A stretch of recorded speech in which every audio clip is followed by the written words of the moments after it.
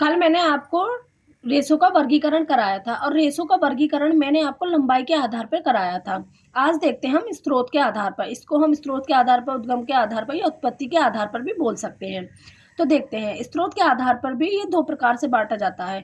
एक प्राकृतिक तंतु होता है और एक कृत्रिम तंतु होता है। प्राकृतिक तंतु के अंतर्गत भी ये 3 प्रकार के रेशे होते हैं। एक वानस्पतिक, प्राणिज और खनिज। और वनस्पतिक में भी ये 3 प्रकार के होते हैं। चलिए देखते हैं।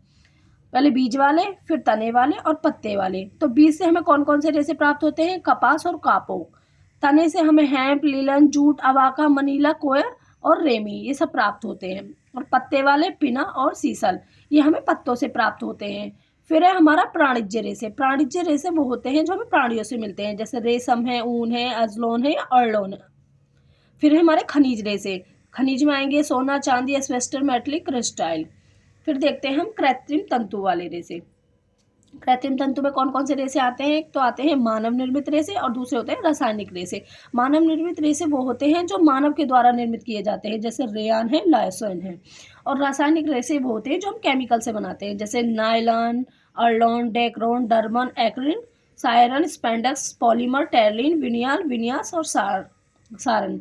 ये सब हमारे रेशों का वर्गीकरण था।